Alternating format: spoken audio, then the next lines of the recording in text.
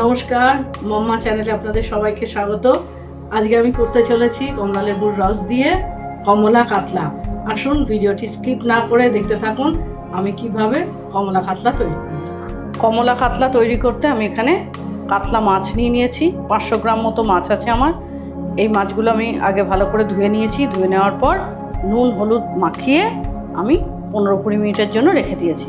এবার আমি মাছগুলোকে ভেজে নেব, তারপরে রান্নাটা হবে। তার আগে বলে দিই কী কী লাগছে আমার। আমি এখানে নিয়েছি আদা আর একটা কাঁচা লঙ্কা বেটে নিয়েছি। এতে আপনারা ঝাল যেরকম খাবেন সেই রকম দেবেন।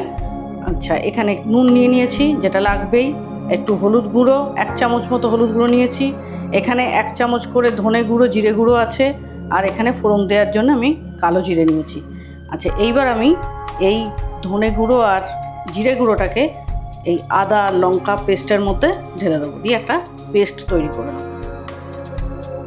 দিয়ে দিচ্ছি, আর এখানে হলুদ গুঁড়োটাও দিয়ে দিচ্ছি। কমলা কাতলা তৈরি করতে যেটা খুব দরকার সেটা হচ্ছে কমলা লেবুর রস। আর এইখানে এই কমলাগুলো রেখে দিয়েছি, কোয়াগুলো, এগুলো ডেকোরেশনের জন্য একদম শেষে লাগবে। আর এখানে রসটা নিয়েছি। মাছ মাংস রান্না করতে আমি সর্ষের তেল ব্যবহার করি, কিন্তু এইখানে পুরো রান্নাটা আমি সাদা তেলে করব। সাদা তেল নিয়েছি কড়াইয়ে। তেলটা গরম হয়ে গেছে। এবার আমি ফ্লেমটা একটু কম করে দিয়ে মাছগুলো আস্তে আস্তে ছেড়ে দেবো।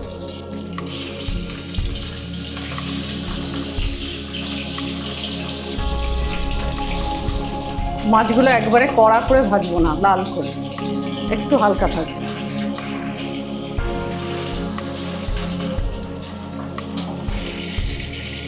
মাছগুলো আমি খুব লাল করে ভাজিনি, এই যে অল্প অল্প করে ভেজে নিই। মাছগুলো সব ভাজা হয়ে গেছে। এবার তেলের মধ্যে আমি 1/2 চামচ মতন কালো জিরে দিয়ে দেবো। দেওয়ার পর এই যে পেস্টটা ছিল আমার করা, এই পেস্টটাকে ঢেলে দেবো।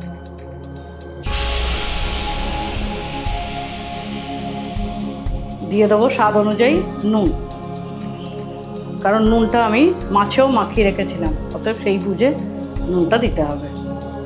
এরপর স্বাদ অনুযায়ী চিনি, অল্প করেই দেবো চিনি। আমি মাছটা তৈরি করতে পেঁয়াজ ব্যবহার করছি না। আপনারা যদি পেঁয়াজ দেন তাহলে পেঁয়াজটা পিষে নিয়ে এই সময় দিয়ে ভেজে নেবেন। যতক্ষণ না পর্যন্ত মশলা থেকে তেল ছাড়ছে ততক্ষণ অবধি মশলাটা ভেজে নিতে হবে। এইবার মশলা থেকে তেলটা ছেড়ে গেছে।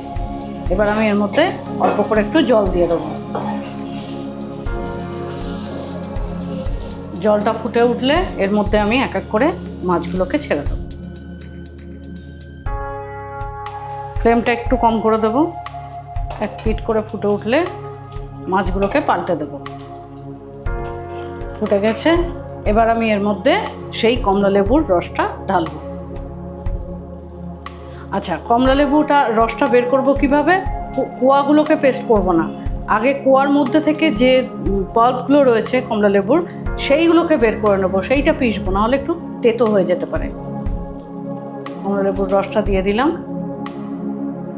খুব বেশিক্ষণ ফোটাবো না, তাহলে তেতো হয়ে যেতে পারে। অল্প একটু ফুটলেই নামিয়ে নেব। এইভাবে কমলা কাতলা আমার কমপ্লিট।